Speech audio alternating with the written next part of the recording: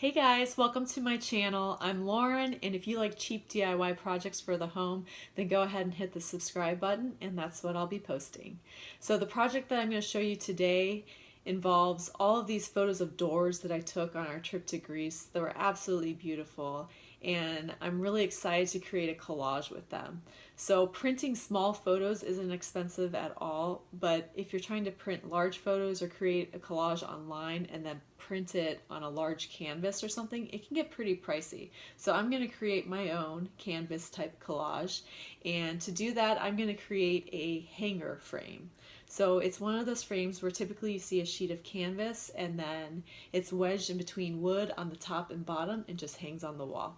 Really simple and easy to recreate. I'll show you step by step what I do, but this is a great option for family photos, vacation photos, or any fun artwork or prints that you might have. Now, I found when I was looking around for things to adhere my photos to, I had this wallpaper in like my craft room already. I think I bought this when I was in high school, and I've never used it. This is old-fashioned wallpaper.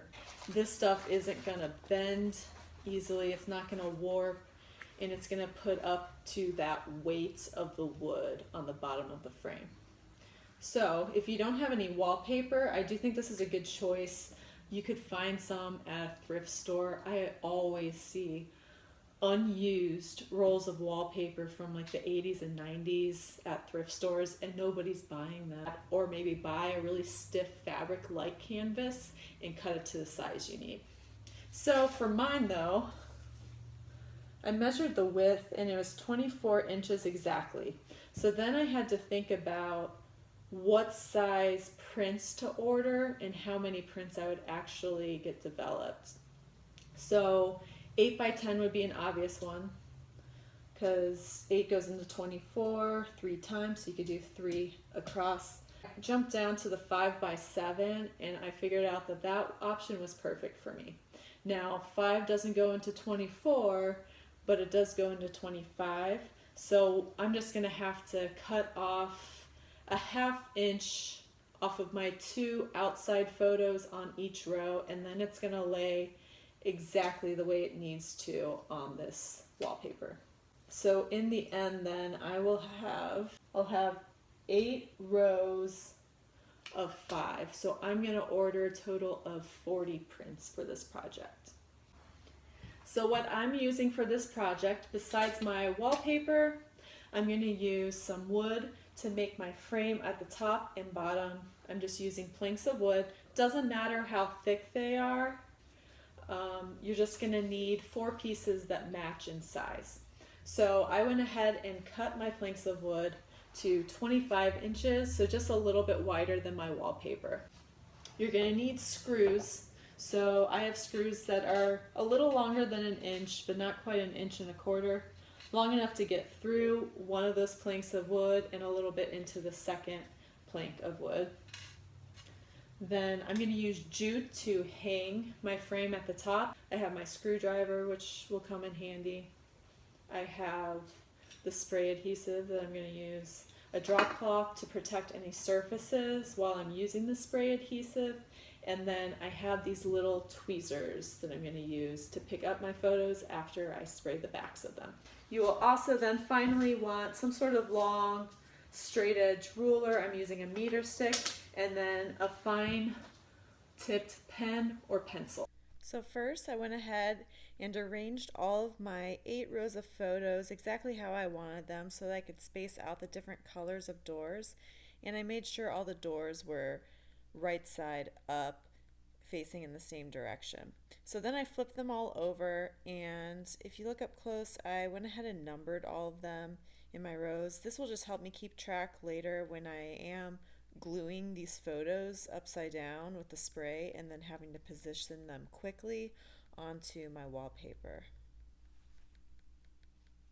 This step you might be able to skip completely depending on the size of your background and the size of your photos and how well it fits on that width and length that you're working with.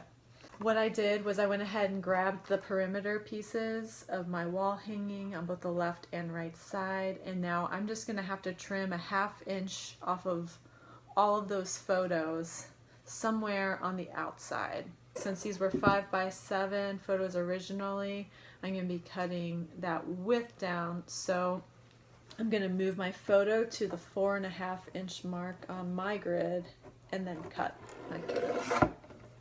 But already it's going to come super in handy that I numbered the back of these photos, because I'm going to know exactly where to place them back on the floor, and if I have that number facing up, I'll know that the door is the right side up as the rest of the row. Now I'm going to cut my wallpaper to the length that I need it to be. So it's already 24 inches wide, but for the length, since I'm going to have 8 rows of photos that are 5x7, I'm taking 7 times 8, which is 56, and then I'm going to add an extra, about like 2.25 inch to the top and bottom of that. Then I'm going to go ahead and mark a horizontal line at that 2.25 inch mark from the bottom of my wallpaper cut, and do the same thing at the top. Anyway, so I'm going to mark a horizontal line for all of my rows. So every 7 inches I'm going to draw out a horizontal line, and then I'm just going to make a vertical line for my first column in. So that's going to be 4.5 inches, because I cut my 5x7 photo down to 4.5x7 for my outside columns. I'm not going to do this for every vertical column, just because once I get that first photo placed in my column and row, I feel like I'm going to be able to place the rest of the row okay. So I have my little spray counter all covered up, and now I'm going to start spraying and adhering my photos row by row in order too, so from 1 to 5. Grab my tweezers too.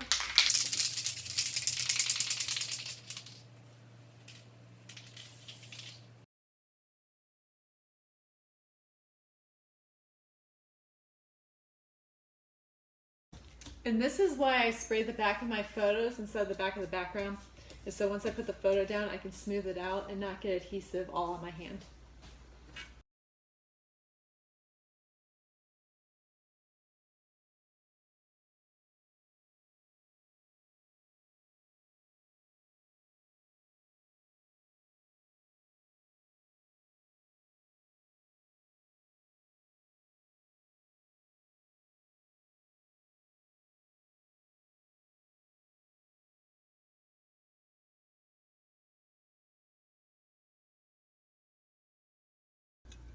So this craft bond spray says that it dries permanently in 15 seconds and it's a temporary bond after that. So I haven't been having to replace my protective layer yet so far, even with placing my photos on it face side down. It is a little bit tacky to the touch, but it hasn't been really sticky unless I try to touch it right after I've sprayed that adhesive. And then to spray this, I'm doing a pretty generous coating, kind of side to side stroke.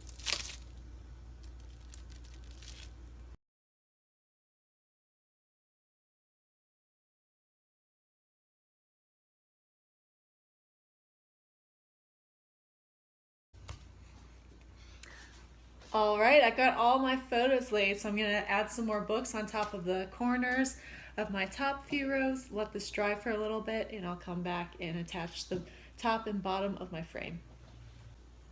So while I let these books lay on my photos, I'm going to go ahead and get my frame pieces ready. I have 4 pieces of wood cut to 25 inches long. I selected 2 to be the top of the frame and 2 to be the bottom of the frame. Now what I'm going to do is I'm going to do my pilot holes for my screws, 2 on the bottom pieces and 2 on the top pieces, and I'll go in about 6 inches from the edge of my piece of wood for all of those holes. So the goal with this isn't to go completely through the second bottom piece of wood, or else you're going to see that hole on your final product.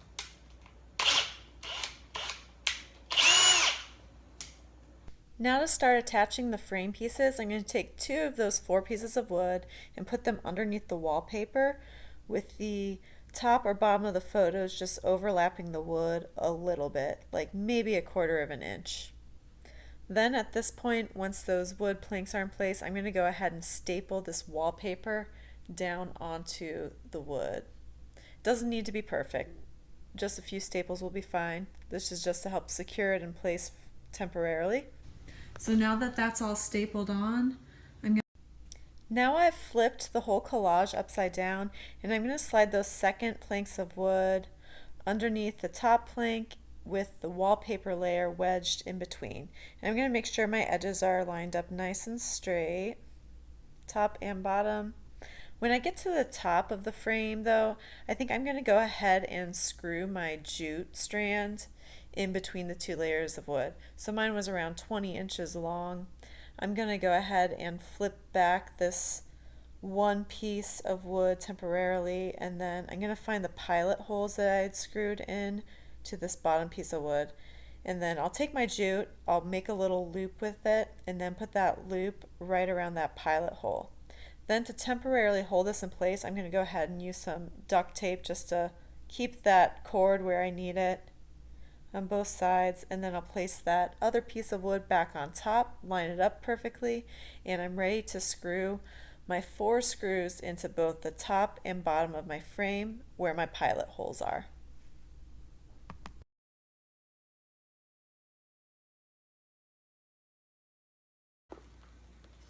Giving it a little test, make sure it's nice and secure, and it looks like it is. But I'm going to go ahead and hang this on the wall and show you what it looks like. And I love all the fun pops of color from the different doors.